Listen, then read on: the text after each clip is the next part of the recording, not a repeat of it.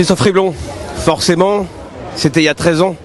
Ouais, il y a 13 ans, un très bel anniversaire. Que j'ai fêté il y a 3-4 jours, là, 18 juillet, cette victoire à l'Alpe d'Huez. Ça reste un moment exceptionnel dans ma carrière. Ouais. L'Alpe d'Huez, 13 ans après, on en garde quoi? Qu'est-ce qu'on retient? Quelle est l'image que vous avez encore en tête?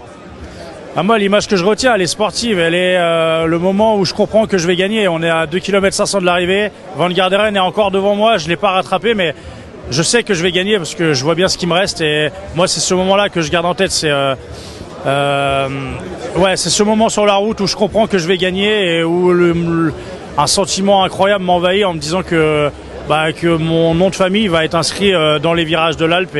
Parce que je connais toute l'histoire du vélo et je sais ce que ça représente. Et à ce moment-là, ouais, je sais que je suis en train de faire un énorme truc. Ouais. Alors à votre époque, vous aviez monté une fois l'Alpe d'Huez. En 2020, 2 fois, ouais. Et en 2026, c'est encore 2 fois. Ouais, mais c'est pas dans le même sens. Alors cette année, on le monte demain. Ils vont le monter dans le même sens que moi, avec les 21 lacets. Et samedi, ils vont passer par le col de Sarenne que nous on avait redescendu. Où d'ailleurs, j'étais sorti de la route et j'avais failli, j'avais failli tomber. Donc voilà. Ouais, non, moi ça reste quand même la seule fois pour l'instant où on est monté 2 fois par dans le même sens sur la même étape. Donc voilà, ça reste un truc mythique. On était sur le 100e Tour de France.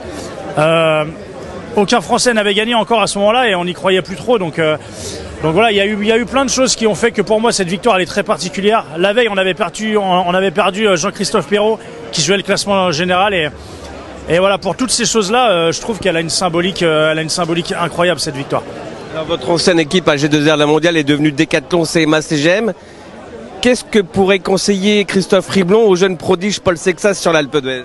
Moi, j'ai rien à lui conseiller. Il a un talent incroyable, bien supérieur à ce que moi j'avais. Non, il est juste exceptionnel à l'âge qu'il a, à faire ce qu'il fait. Faut juste se rendre compte du phénomène qu'on a.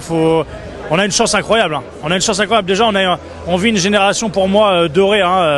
Pogacar, Evenepoel, Van Aert, Vingegaard, enfin tous ces coureurs pour moi c'est des coureurs exceptionnels et aujourd'hui on a un Français qui vient se mêler à tout ça, qui lutte avec eux. Je pense qu'il faut le laisser grandir, faut le laisser progresser comme il le doit, mais de toute façon on le voit, hein, il apprend extrêmement vite, il est extrêmement intelligent, lucide. Moi je le trouve hyper calme. Il est très intelligent en course, il fait pas d'erreur, il court pas à l'envers. Il est même très juste dans les efforts qu'il fait en course, hein, on le voit. Il se met très rapidement à son rythme à lui, il se met pas dans le rouge. Je trouve qu'il a une intelligence de course incroyable. Non, on a un vrai talent là, un pur talent. On a un Pogacar français, hein, vraiment. Hein, je pense que c'est l'avenir qui lui est destiné. Donc voilà, il faut lui laisser le temps. Moi, j'ai aucun conseil à lui donner, si ce n'est il faut qu'il reste comme il est et qu'il continue à apprendre comme il le fait. Franchement, c'est magnifique ce qu'il nous fait là. Je sais que tu détestes l'exercice, mais tu le vois podium à Paris ou pas? Alors moi, avant les chutes de Lipovic et de Vingegaard, je disais déjà qu'au minimum il allait faire top 5 et au mieux un podium. Donc moi je reste sur cette optique-là.